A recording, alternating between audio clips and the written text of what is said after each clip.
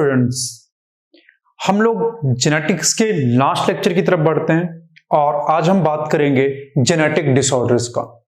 बहुत important topic है, mainly genetic disorders की बात होती है और ये एक क्वेश्चन लगभग आना यहां से फिक्स होता है, तो इसको ध्यान से हम लोग पढ़ेंगे। तो जेनेटिक डिसऑर्डर कौन से होते हैं जिसके अंदर जेनेटिक मटेरियल में चेंज हो जाता हो, वो डिसऑर्डर जिसकी वजह से जेनेटिक मटेरियल यानी कि डीएनए के अंदर या मैं कह दूं क्रोमोसोम के अंदर कोई भी चेंजेस आ जाएगा, that is the genetic disorder. Genetic material में कोई भी बदलाव कर देंगे तो जेनेटिक डिसऑर्डर होगा। आप डीएनए में, क्रोमोसोम में, जीन में किसी में भी चेंजेस कर दीजिए, जेनेटिक डिसऑर्डर्स कहलाएंगे। ध्यान से देखना बेटा, जेनेटिक डिसऑर्डर को मैंने दो पार्ट में डिवाइड कर लिया, एक वो जो मेंडेलियन डिसऑर्डर है, एक वो जो क्रोमोसोमल डिसऑर्डर है। मेंडेलियन डिसऑर्डर में क्या होता है कि इनके अंदर चेंज होता है किसी सिंगल जीन में, change in a single gene, change in a single gene. अगर किसी सिंगल जीन के अंदर कोई भी एक सिंगल जीन के अंदर बदलाव कर दिया जाए, that is the Mendelian disorder. It's like a point mutation, किसी एक जीन के अंदर चेंज, कोई एक बेस पेयर चेंज हो जाए, that is the Mendelian disorder. Mendelian disorder भी दो टाइप के हो सकते हैं, हो सकता है वो ऑटोसोमल हो यानी ऑटोसोम्स में हो रहे हो सकता है वो सेक्स लिंक्ड हो। ऑटोसोमल में ये 10 मोस्ट इंपॉर्टेंट एग्जाम्पल याद रखना, यही 10 तुम्हें याद रखने और मत याद करना। 7-8 इसमें से एनसीईआरटी दे रखे हैं, 1-2 मैंने तुम्हें एक्स्ट्रा बता रखे हैं, ठीक है।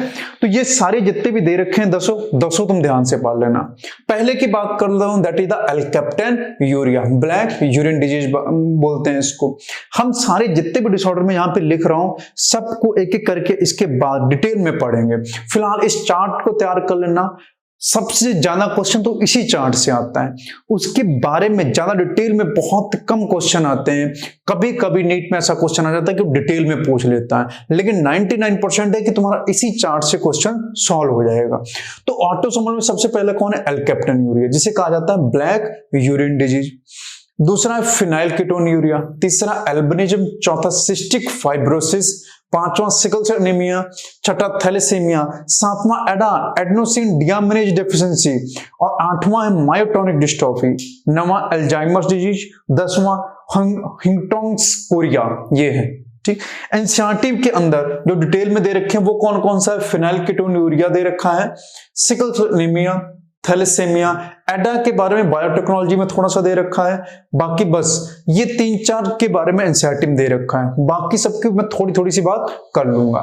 अब बात करते हैं सेक्स लिंक्ड। सेक्स लिंक्ड में जितने भी डिसऑर्डर तुम्हारे में दे रखे हैं वो सारे एक्स लिंक्ड हैं, तो मैंने ब्रैकेट में लिख दिया एक्स लिंक्ड रिसेसिव डिसऑर्डर। जितने भी तुम्हारे में दे रखे हैं सब एक्स लिंक्ड रिसेसिव डिसऑर्डर्स हैं। हीमोफीलिया, कलर ब्लाइंडनेस, दोनों एनसीईआरटी में दे रखा है। 2 मैंने एक्स्ट्रा बता दिए, कंजेनाइटल नाइट ब्लाइंडनेस और डक्ने मस्कुलर डिस्ट्रॉफी, डीएमडी कहा जाता है। मस्कुलर डिस्ट्रॉफी ह्यूमन फिजियोलॉजी में दे रखा है, उसी का एक टाइप होता है डक्ने मस्कुलर डिस्ट्रॉफी जो कि जेनेटिक डिसऑर्डर है। वहां पे जाके पढ़ना एनसीईआरटी जो ह्यूमन फिजियोलॉजी की एनसीईआरटी होगी, लोकोमोशन एंड मूवमेंट वाले चैप्टर में, उसमें डिजीज वाले टॉपिक में जाके देखना मस्कुलर डिस्ट्रॉफी के बारे में दे रखा है। वहां पर दे रखा है कि जनरली ये जेनेटिक डिसऑर्डर होता है। जिस जेनेटिक डिसऑर्डर की बात कर रहा है वो that is a Duchenne muscular dystrophy. अब ये तो बात होगी किनकी? ऑटोसोमल एक्स लिंक्ड की। अब इसमें कौन से रिसेसिव होते हैं, कौन से डोमिनेंट? तो ये जितने भी तुम्हें दे रखे ये सारे रिसेसिव हैं, सारे एक्स लिंक्ड हैं, सारे रिसेसिव हैं। ऑटोसोमल में जितने दे रखे हैं उनमें सब रिसेसिव मैक्सिमम, सिर्फ ये 2 जो हैं, ये 3 myotonic dystrophy, Alzheimer, Huntington Korea, ठीक है नहीं, इन तीनों को छोड़ के बाकी सब रिसेसिव। और ये तीनों क्या है? ये तीनों है वो डोमिनेंट, ठीक है नहीं। तो इनको इस तरह से भी याद कर सकते हो, हम हंटिंग्टन, अल्जाइमर और मायोटोनिक। हम क्या है? डोमिनेंट है, बाकी सब रिसेसिव हैं, तो हम डोमिनेंट, बाकी सारे रिसेसिव। तो बहुत आसानी से तैयार हो जाएंगे तुम्हें। और ये सारे क्या? Excellent recessive. तुम्हें 99% क्वेश्चन तुमसे क्या पूछेगा कि थैलेसीमिया क्या कैसी डिजीज है? ऑप्शन दे देगा dominant, recessive, autosomal, sex linked, इस तरह से देगा। तो ये कैसी डिजीज है? अगर थैलेसीमिया पूछेगा तो ये autosomal recessive Mendelian disorder, autosomal recessive Mendelian disorder. अगर कलर ब्लाइंडनेस दे देगा तो x linked recessive Mendelian disorder. ये होगा, इन्हीं पे क्वेश्चन आते हैं। अब मैं बात करता हूं किनके? क्रोमोसोमल डिसऑर्डर की। अब क्रोमोसोमल डिसऑर्डर मैंने दो चेंजेस कर दिए, दो हिस्से कर दिए। एक वो हो सकता है क्रोमोसोम का एक आधा नंबर घट बढ़ जाए, कोई एक क्रोमोसोम बढ़ जाए या एक क्रोमोसोम घट जाए, इसे कहा जाता है एन्यूप्लॉइडी। अगर पूरा का पूरा सेट क्रोमोसोम का बढ़ जाएगा दैट इज द पॉलीप्लॉइडी। और पॉलीप्लॉइडी तुम्हें पता है क्यों हो सकती, पूरा का पूरा सेट तब बढ़ेगा जब डीएनए का डुप्लीकेशन तो हो जाए पर साइटोप्लाज्म का डिवीजन ना हो जाए, यानी failure of cytokinesis after karyokinesis. Karyokinesis का मतलब होता है न्यूक्लियस का डिवीजन और साइटोकाइनेसिस मतलब सेल साइटोप्लाज्म का डिवीजन, यानी न्यूक्लियस तो डिवाइड कर गया है पर साइटोप्लाज्म डिवाइड नहीं कर पाया। तो एक ही सेल के अंदर दो न्यूक्लियस यानी कि डबल क्रोमोसोम पाए जाएंगे, तो हो सकता है 2 के बाद 4 हो जाए, 8 हो जाए, तो उसे कहा जाता है पॉलीप्लॉइडी। ये जनरली प्लांट्स में देखने को मिलती है। वीट वगैरह के एग्जाम्पल देखने को पहले पढ़ाए जाते थे, अब नहीं आते हैं, ठीक है नहीं। तो पॉलीप्लॉइडी के लिए मैंने लिख दिया due to failure of cytokinesis after karyokinesis. और कैरियोकाइनेसिस की सबसे आखिरी फेज कौन सी होती है, टेलोफेज। तो टेलोफेज भी आपको ऑप्शन में दे सकता है, दैट इज द पॉलीप्लॉइडी। अगर मैं बात करूं एनियोप्लॉइडी की, तो एनियोप्लॉइडी क्यों हुई होगी, एक क्रोमोसोम कैसे घट गया होगा। तो एक एनाफेज होती है, एनाफेज में एक क्रोमोसोम का नंबर क्या होता है कि वो अलग अलग होते हैं, क्रोमोसोम का नंबर डबल होता है। यहाँ पे क्या होता है कि क्रोमोसोम जो सेंट्रोमेर होता है वो स्प्लिट करता है एनाफेज के दौरान, सेंट्रोमेर स्प्लिट करता है और क्रोमोसोम एक दूसरे क्रोमैटिड एक तरफ पोल की अपोजिट पोल की तरफ मूव करती हैं। इसी दौरान जो क्रोमैटिड स्प्लिट करती हैं तो हो सकता है कि एक ज्यादा इधर आ गई हो या एक कहीं कम चली गई हो, तो क्रोमैटिड के सेग्रीगेशन के दौरान कुछ फेल्योर हुआ है। तो अगर सेग्रीगेशन के दौरान फेल्योर हो जाएगा तो क्या हो जाएगा, aneuploidy. Due to failure of segregation of chromatid during anaphase, इसकी वजह से क्या हो जाएगी, एन्यूप्लॉइडी। अब एन्यूप्लॉइडी के मैंने दो डिवीजन कर लिए, ट्राइसोमी और मोनोसोमी। अगर क्रोमैटिड का नंबर बढ़ जाए या क्या कहते हो क्रोमैटिड का नंबर बढ़ जाए तो ये हो जाएगा 2n+1, ठीक है नहीं। तो ये हो जाएगा 2n+1। अगर कम हो जाए तो 2n-1, तो -1 भी हो सकता है +1 भी हो सकता है। अगर ट्राइसोमी हुई है तो ट्राइसोमी के ये 4 एग्जांपल हैं, चारों इंपॉर्टेंट, 2 एनसीईआरटी में दे रखे, 2 बाहर से। Down syndrome, Klinefelter syndrome, Edward syndrome और पटायो सिंड्रोम। डाउन सिंड्रोम में 21वें क्रोमोसोम की ट्राइसोमी होती है, क्लेनफेल्टर में सेक्स क्रोमोसोम की ट्राइसोमी होती है, that is XXY। Edward syndrome में 18वें क्रोमोसोम की ट्राइसोमी होती है, जबकि पटायो सिंड्रोम में 13वें क्रोमोसोम की ट्राइसोमी होती है। अब मैं बात कर लेता हूं मोनोसोमी। मोनोसोमी में के 2 ही एग्जांपल दे रखे हैं, टर्नर सिंड्रोम और क्राइड्यू-चार्ट सिंड्रोम। टर्नर सिंड्रोम में जो एक एक्स क्रोमोसोम या एक सेक्स क्रोमोसोम कम हो जाता है, और जो क्राइड्यू-चार्ट सिंड्रोम होता है इसमें जो 5th क्रोमोसोम होता है उसकी जो छोटी आर्म होती है वो डिलीट हो जाती है। तो देखो बेटा, ये मान लो कि कौन सा है, 5th क्रोमोसोम। तो 5th क्रोमोसोम में जो उसकी शॉर्ट आर्म होती है वो डिलीट हो जाती है, एक शॉर्ट आर्म डिलीट हो जाती है। इसकी वजह से क्या होता है, क्राइड्यू-चार्ट सिंड्रोम हो गई। तो ये सारी डिजीज की बात हो गई। 10 ये हो गए, 4 ये, 10 4 14, 15 16 17 18 19 20 जेनेटिक डिसऑर्डर है। 20 को याद रखना बेटा। तुमसे पूछा जाए डाउन सिंड्रोम क्या है, तो ट्राइसोमी है या कह दो एनियोप्लॉइडी और क्रोमोसोमल डिसऑर्डर है। तो ये क्रोमोसोमल डिसऑर्डर है 6, बाकी ये 14 क्या है, मेंडेलियन डिसऑर्डर है। ठीक है स्टूडेंट, ये बहुत पूछे जाते हैं। अब एक एक करके सबकी बात कर लेता हूं। मैं इनकी दोबारा बात नहीं करूंगा, जो एक्स्ट्रा पढ़ाए हैं इनके बारे में सिर्फ इतना ही याद रखना बहुत है। इसमें भी मैं हीमोफीलिया और कलर ब्लाइंडनेस की बात करूंगा। ये खाली इनके नाम याद रखना कि क्या होते हैं, एक्स-लिंक्ड रिसेसिव मेंडेलियन डिसऑर्डर होते हैं। इनमें 1-2 मैं एक्स्ट्रा की बात कर लूंगा, बस इतना ही पूछा जाता है। अगर ये तुम्हें याद है तो 90% क्वेश्चन तुम्हारा सॉल्व हो जाएगा। मैं 2 एक्स्ट्रा डिजीज की बात कर लेता हूं थोड़ी सी, बाकी मैं जितनी एनसीईआरटी में दे रखी सिर्फ उतनी बताऊंगा। देखो बात करते हैं एल्केप्टन-यूरिया, इसी को ब्लैक हेडेड डिजीज कहते हैं। इसमें क्या होता है कि होमोजेनेटिक एसिड, होमोजेनेटिक एसिड एक ऑक्सीडेटिव एंजाइम होता है। ये एंजाइम होता है, ये नहीं बन पाता सही से, इसके जीन में डिफेक्ट हो जाता है और ये जो एंजाइम है इसका फॉर्मेशन नहीं हो पाता। अगर ये एंजाइम नहीं होगा, बनेगा, तो जो ये एसिड है यानी होमोजेनेटिक एसिड, जिसे क्या कहा जाता है, एल्केप्टन, इसका ब्रेकडाउन प्रॉपर्ली नहीं हो पाएगा। तो ये चाहिए ब्रेकडाउन करने के लिए, required for breakdown of L capital liver and kidney, इसका ब्रेकडाउन नहीं हो पाएगा। अगर इसका ब्रेकडाउन नहीं हो पाएगा तो ये एक्सेस अमाउंट में किससे, यूरिन से बाहर पास आउट होगा, और यूरिन से जब निकलता है तो ईयर के कांटेक्ट में आते ही ब्लैक कलर का हो जाता है, इसीलिए इसका नाम भी है ब्लैक यूरिन डेयरी। बस इतना याद रखना बहुत है। ठीक, दूसरा बात करते हैं सिस्टिक फाइब्रोसिस का। इसमें क्या होता है कि प्रोटीन एब्सेंट हो जाता है, सीएफटीआर प्रोटीन, इस प्रोटीन को बनाने वाला जो जीन है उसके अंदर डिफेक्ट आ जाता है, और सीएफटीआर की फुल फॉर्म होती है cystic fibrosis transmembrane conductance regulatory protein. ठीक है, और इसकी वजह से क्या होता है, इम्प्रॉपर इंडाइजेशन होता है। ये क्लोराइड आयन के ट्रांसफर के लिए रिस्पांसिबल होती है ये प्रोटीन, और जब क्लोराइड आयन का ट्रांसफर सही नहीं हो पाता तो इम्प्रॉपर इंडाइजेशन हो जाता है। ठीक, इस चीज का ध्यान रखना। ये दो डिजीज एक्स्ट्रा जो है मैं तुम्हें बता दी, बाकी मैं सारी एनसीईआरटी वाली भी तुम्हें बता दूंगा। मैं सबसे पहले दो एक्सीलेंट रिसेसिव मेंटल डिसऑर्डर्स की बात कर लेता हूं। दोनों एक जैसे हैं, इनकी जब भी तुम्हें क्वेश्चन आएंगे कैटेगरी वाले, जब पूछा जाएगा किस में क्लोराइड बाइंडनेस होगी, किस ऑफस्प्रिंग में, किस में नहीं होगी, वो तुमसे इस तरह के बहुत सारे क्वेश्चंस पूछता है। तो इन दोनों के क्वेश्चन हमेशा एक जैसे होते हैं, क्योंकि दोनों ही एक्सीलेंट रिसेसिव मेंडेलियन डिसऑर्डर, चाहे कलर ब्लाइंडनेस हो चाहे हीमोफीलिया। कलर ब्लाइंडनेस में बहुत बच्चे समझते हैं कि वो जिनको कलर का अंधापन, ठीक है नहीं, तो इनको कलर के बारे में दिखाई देता, ऐसा नहीं होता है। इसमें होता क्या है कि इसमें कोन्स में डिफेक्ट हो जाता है।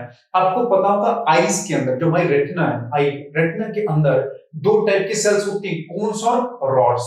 कोन्स कलर विजन के लिए रिस्पॉन्सिबल होती हैं, जबकि रॉड्स जो होती हैं डिम लाइट के विजन के लिए रिस्पॉन्सिबल होती हैं। तो इसमें होता है क्या, कोन्स के अंदर डिफेक्ट हो जाता है, चाहे वो रेड कोन्स और चाहे ग्रीन कोन, इन दोनों में से किसी एक में डिफेक्ट हो जाता है। अगर कोन्स में डिफेक्ट हो जाएगा तो वो डिस्क्रिमिनेट नहीं कर पाएगा रेड और ग्रीन कलर में, उसको पता नहीं चलता ग्रीन हो रही, ग्रीन कलर है या रेड कलर है। अच्छा, इसको चेक किया जाता है इशारा चार्ट से। इशारा चार्ट में क्या होता है कि एक बिंदी बिंदी रहती है, जैसे मान लो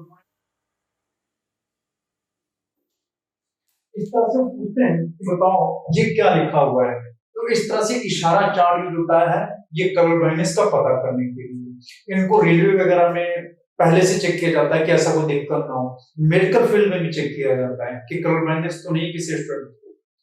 तो कलर ब्लाइंडनेस में याद रखना, कोन्स में डिफेक्ट होता है, रेड और ग्रीन कलर में डिस्क्रिमिनेशन नहीं हो पाता है, ठीक है नहीं। ये 8% मेल में होती है, 0.4% फीमेल में होती है।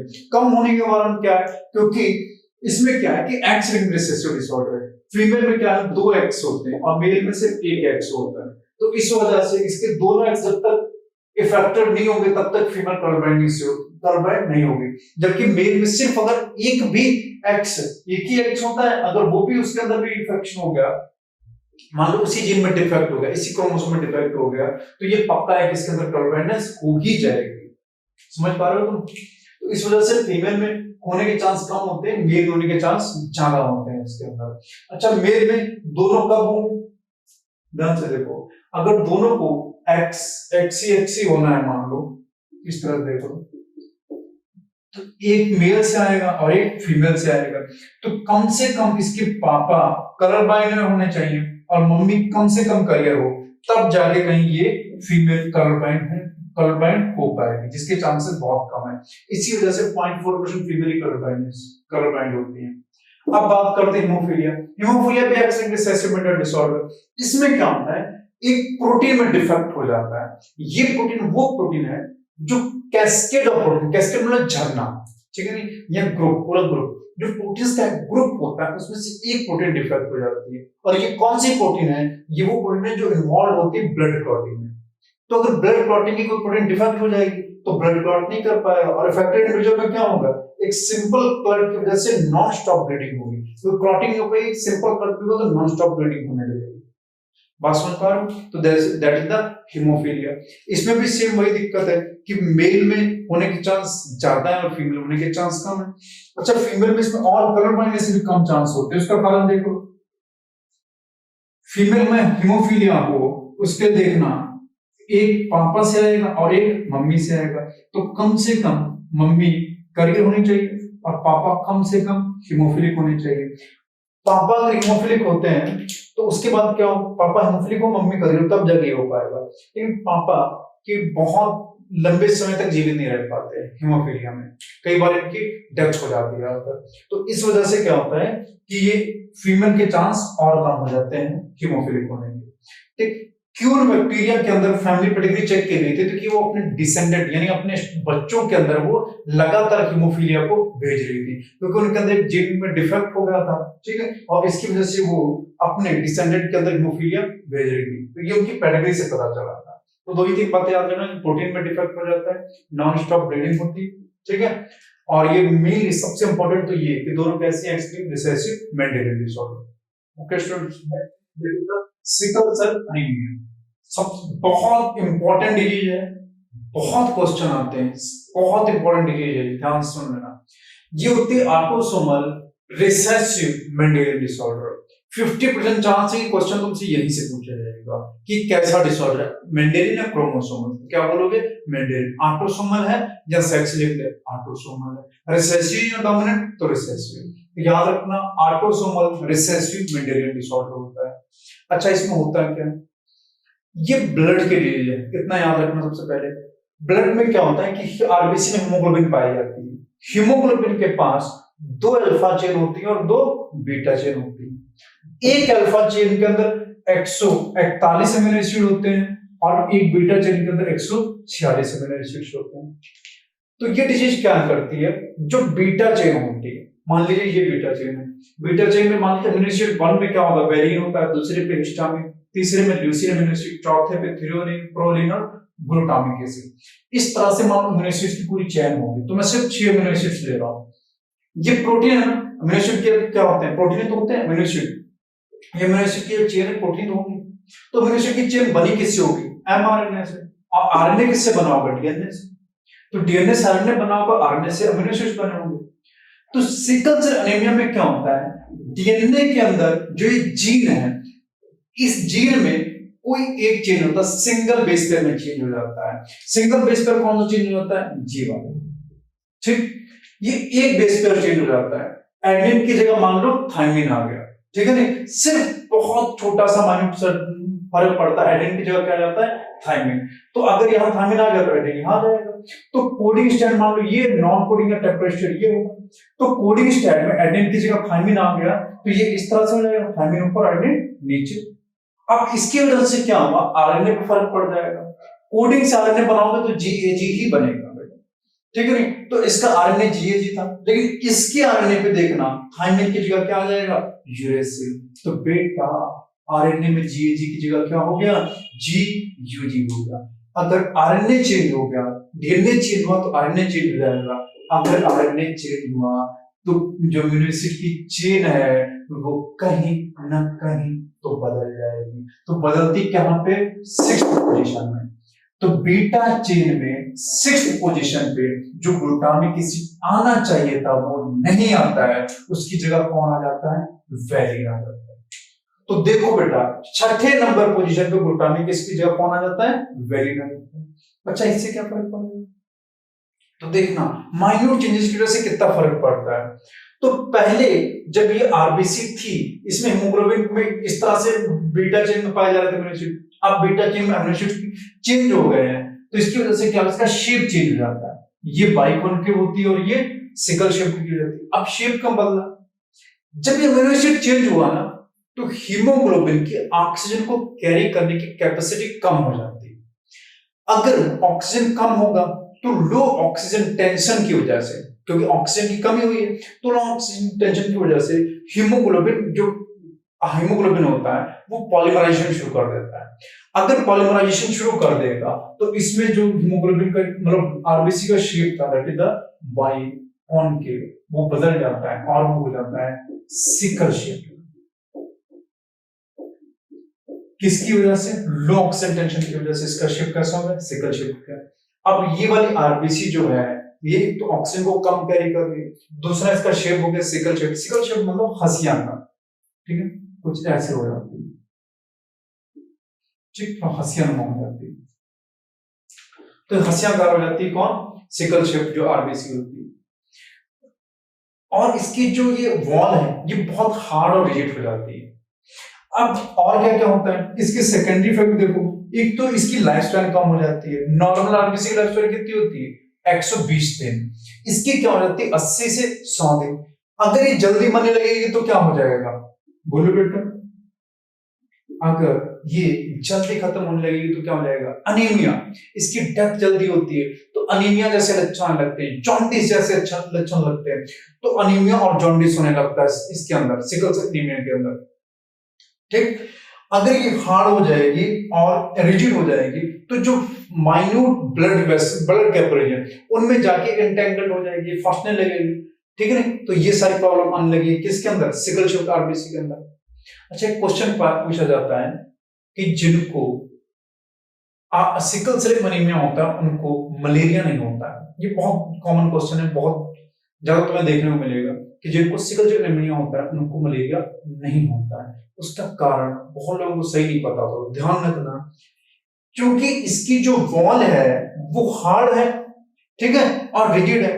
इस वजह से जो मलेरिया का पैरासाइट होता है, ठीक है नहीं, तो एनाफिलिज, जो मलेरिया का वो होता है वेक्टर एनाफिलिज, फीमेल एनाफिलिज तो होती है, तो फीमेल एनाफिलिज इस आरबीसी को पेनिट्रेट नहीं कर पाती क्योंकि बहुत हार्ड है। तो इसको अगर पेनिट्रेट नहीं कर पाएगी तो इस वजह से इसको मलेरिया नहीं हो पाएगा। क्यों? क्योंकि जो ये प्रोटोजोन्स लेके आई वो इसको ट्रांसफर नहीं हो पाएगा, जो पेनिट्रेट नहीं हो पाएगा तो इसमें ट्रांसफर नहीं होगा। तो इस वजह से सिकल सेल एनीमिया वाले लोगों को मलेरिया होने के चांसेस कम हो जाते हैं। अब एक चीज और देखना, इसमें क्या हुआ है कि जो हीमोग्लोबिन की चेन है वो बनी तो बरोबर है, बनने में कोई कम नहीं रही, लेकिन उसकी क्वांटिटी में चेंज हो गया। इसी वजह से ये क्वालिटेटिव डिसऑर्डर होता है, क्वांटिटेटिव डिसऑर्डर नहीं होता, क्वांटिटी में कोई कमी नहीं होती। तो आगे पढ़ाऊंगा थैलेसीमिया, उसमें बताऊंगा क्वांटिटेटिव डिसऑर्डर होता है जबकि ये क्वालिटेटिव डिसऑर्डर होता है। अब देखना थैलेसीमिया में क्या होता है, एक तो याद रखना है ऑटोसोमल रिसेसिव मेंडेलियन डिसऑर्डर होता है। अब हीमोग्लोबिन के अंदर कितनी, 2 अल्फा चेन पाई जाती है और 2 बीटा चेन पाई जाती है। ठीक, उसमें क्या होता था कि अमीनो एसिड्स गलत बन जाते थे, ग्लूटामिक एसिड की जगह क्या आ रहा था, वेरिन आ जा रहा था। क्यों? क्योंकि डीएनए में थोड़ा चेंज आ रहा था, जीन के अंदर बदलाव हुआ तो उससे अमीनो एसिड बदल गए। इसमें भी यही होता है। थैलेसीमिया में क्या होता है, जो अल्फा चेन होती है उसको बनाता है जीन जो है वो, दैट इज HBA1 और HBA2, ये दो जीन जो है अल्फा चेन को बनाते हैं। और ये दोनों जीन जो पाए जाते हैं क्रोमोसोम नंबर 16 पे पाए जाते हैं। बीटा जीन को बनाने वाले जीन कौन से, HBP, ये किस क्रोमोसोम पे पाए जाते हैं, क्रोमोसोम 11 पे। इसको सिंगल जीन बनाता है, इसको 2 जीन बनाते हैं। तो ये क्या होगा, 2 जीन है तो इसके लिए कितने होंगे, 4, इसका 1 जीन है तो ये कितने होंगे, 2 है। ठीक है, अब देखना, इसका जो एबनॉर्मल हीमोग्लोबिन है, मान लो इसमें अल्फा सही से नहीं बना, तो ये होता है अल्फा 1 B3। अगर अल्फा टू B2 हुआ तब तो कोई दिक्कत नहीं, तब तो सही बन रहा है। तो डिफेक्ट किस में आएगा, अल्फा, यानी अल्फा कम बनना। हो सकता है अल्फा की एक ही चेन बने, हो सकता है बनेगा। तो अगर अल्फा की एक ही चेन बनेगी दैट इज अल्फा 1 B3, और बनेगी नहीं तो दैट इज B4 बीटा 4। तो अल्फा 1 B3 हो सकती है, B4 हो सकती है। तो ये दो पॉसिबिलिटी एबनॉर्मल हीमोग्लोबिन। अगर बीटा की बात करो तो इसमें एक जीन के अंदर डिफेक्ट हो जाएगा। अगर इसके अंदर एक जीन के अंदर 2 जीन, दोनों एलील डिफेक्ट हो गए, ये बहुत है लिमिटेड होमोजाइगस कंडीशन, तो बीटा जीन फॉर्मेशन स्टॉप हो जाएगा और एबनॉर्मल हीमोग्लोबिन बनेगा। और बनेगा क्या, अल्फा 4। क्यों? क्योंकि बीटा बनेगा, क्योंकि बीटा बन ही नहीं रहा, बीटा नहीं बनेगा तो अल्फा 1 फॉर्म बनेगी। और ये जो एबनॉर्मल फॉर्म है इसे कहा जाता है बीटा थैलेसीमिया मेजर। कैसे को कहा जाता है, पुलिसनीमिया। ओके स्टूडेंट, अब ध्यान सुनो, अगर मैं तुमसे पूछूं कि कौन सा मोस्ट कॉमन होगा, अल्फा थैलेसीमिया या बीटा थैलेसीमिया, तो दिमाग लगा के बताओ कि बीटा थैलेसीमिया ज्यादा कॉमन होगा। क्यों? क्योंकि सर इसके पास एक जीन है, इसके पास 2 जीन है, इसके पास सिर्फ 2 जीन है, इसके पास 4 एलील है। तो 2 एलील के अंदर आसानी के साथ म्यूटेशन हो जाएगा। इस 4 एलील में मान लो एक आधे में हो भी गया तो हो सकता है रेसेसिव कंडीशन हो, तो ये फिर भी बन जाएगा। लेकिन इसमें एक में भी फर्क पड़ा तो ये आसानी से फर्क डाल देगा। तो पूछा जाता है कौन सा ज्यादा कॉमन, तो लिख देना beta thalassemia is most common, alpha और बीटा के अंदर। तेरे को समझ में आया? अब देख, इसके अंदर क्वांटिटी में फर्क पड़ रहा है, क्वांटिटी कम बन रही, कभी अल्फा चेन कम बन रही, कभी बीटा चेन कम बन रही, तो इसीलिए ये होता है quantitative disorder. Sickle cell anaemia क्या था, क्वालिटेटिव डिसऑर्डर था, और ये क्या है, quantitative disorder. Students, next disease की बात करते हैं, फिनाइल कीटोन यूरिया। इसमें होता क्या है, एक तो याद रखना ये ऑटोसोमल रिसेसिव मेंडेलियन डिसऑर्डर है, सबसे इंपॉर्टेंट लाइन यही है। इसमें होता है कि एक अमीनो एसिड फेनाइलएलनिन दूसरे अमीनो एसिड में चेंज होता है टायरोसिन के अंदर। ये अमीनो एसिड को जो चेंज करता है उस एंजाइम का नाम होता है फेनाइलएलनिन हाइड्रोक्सिलेज। इस डिजीज में इस एंजाइम को बनाने वाले जीन में डिफेक्ट हो जाता है। अगर इसके जीन में डिफेक्ट हो जाएगा तो बोलो बेटा ये एंजाइम जो ये प्रोटीन बन रहा है इसका फॉर्मेशन नहीं होगा। अगर ये प्रोटीन बन ही नहीं पाएगा तो अगर ये प्रोटीन नहीं बनेगा तो फेनाइलएलनिन टायरोसिन में बदलने की बजाय एक दूसरे कंपाउंड में बदल जाता है, that is phenyl pyruvic acid, और कुछ और डेरिवेटिव में बदल जाता है। अब जब ये एंजाइम ये अमीनो एसिड जब इन फिनाइल पायरुविक एसिड में चेंज होता है तो कुछ तो यूरिन के थ्रू पास हो जाता है एक्सेस में, लेकिन जब बहुत ज्यादा एक्सेस में हो जाता है तो ब्रेन में चला जाता है। ब्रेन में जाके क्या कॉज करता है? Mental retardation. मैंने तुमको पिलियोट्रॉपी का भी एग्जांपल फिनाइल कीटोन यूरिया बताया था, उसमें मैंने बोला था मेंटल रिटार्डेशन के अलावा क्या होता है? हेयर फॉल, और क्या होता है? Skin pigmentation. ये सब किसके एग्जांपल थे? पिलियोट्रॉपी के। तो याद रखना फिनाइल कीटोन यूरिया, बस एक अमीनो एसिड किसमें चेंज होता है? दूसरे में। फिनाइलएलनिन किसमें चेंज होता है? टायरोसिन। और एंजाइम कौन सा? फेनाइलएलनिन हाइड्रोक्सिलेज। ये एंजाइम नहीं होगा तो किसमें चेंज हो जाएगा? फिनाइल पायरुविक एसिड और अदर डेरिवेटिव्स। अब देख लेना डाउन सिंड्रोम, ये इंपॉर्टेंट है, बहुत पूछा गया है, अब पूछा जाना कम हो गया है थोड़ा सा। डाउन सिंड्रोम में याद रखना 21वें क्रोमोसोम की ट्राइसोमी होती है, ये क्रोमोसोमल डिसऑर्डर होता है, और इसको डिस्क्राइब किया था लैंगडन डाउन ने 1866 में। ठीक है, तो 1866 में लैंगडन डाउन ने इसको डिस्क्राइब किया, तो इन्हीं के नाम पे इसका नाम भी रख दिया गया डाउन सिंड्रोम। इसमें जो इफेक्टेड इंडिविजुअल है उसकी थोड़ा सा मॉर्फोलॉजिकल कैरेक्टर इंपॉर्टेंट, वो कैसा दिखाई देता है। तो ये 7-8 है, एक बार रीडिंग मान लेना, ठीक है, तेरे को समझ में आ जाएंगे। जैसे कि वो शॉर्ट स्टेचर होता है, बौना रह जाता है, और स्मॉल राउंड हेड होता है उसका, उसकी टंग जो होती है उसके अंदर फरो पाए जाते हैं, जैसे फरो टंग होती है, रिब बिग होती है और रिंकल्ड होती है। ठीक है, उसके बाद पार्शियली ओपन माउथ होता है, जिनका माउथ होता है हमेशा पार्शियली ओपन रहता है, पूरी तरीके से क्लोजिंग होता है। ब्रॉड पाम होते हैं विद पाम करी। फिजिकल साइकोमेट्रो मेंटल डेवलपमेंट इनका रिटार्डेड हो जाता है। कंजेनाइटल हार्ट डिजीज होती है, और बहुत सारी लूप्स पाई जाती है फिंगर टिप में। ये सारे कैरेक्टरिस्टिक हैं इफेक्टेड इंडिविजुअल के अंदर, एक बार रीडिंग मान लेना। और मंगोल लाइक कैरेक्टर होते हैं, इसीलिए इसको मंगोलिज्म भी कभी कभी कहा जाता है। लास्ट 2 डिजीज की बात कर लेता हूं, that is Klinefelter syndrome and Turner syndrome. ठीक, क्लाइनफेल्टर सिंड्रोम में क्या होता है कि ट्राइसोमी हो जाती है, किसकी? एक्स क्रोमोसोम या सेक्स क्रोमोसोम की। तो इसमें हो जाते हैं 44 autosome plus XSY, that is कितने हो गए? 47 क्रोमोसोम्स। ठीक है, तो इसमें होता है क्या है कि ओवरऑल तो मैस्कुलाइन डेवलपमेंट होता है, नहीं मेल लाइक फीचर्स होते हैं, लेकिन कुछ फेमिनाइल डेवलपमेंट हो जाता है, फीमेल लाइक कैरेक्टर आ जाते हैं, जैसे कि गायनेकोमेस्टिया। इनके अंदर क्या होता है? ब्रेस्ट का डेवलपमेंट हो जाता है। तो ओवरऑल तो मेल ही रहता है, लेकिन ब्रेस्ट का डेवलपमेंट हो जाता है, गायनेकोमेस्टिया हो जाता है। किसके अंदर? क्लाइनफेल्टर सिंड्रोम के अंदर। और ये स्ट्राइल होते हैं सिंड्रोम, और इनका स्टेचर कैसा होता है? टॉल।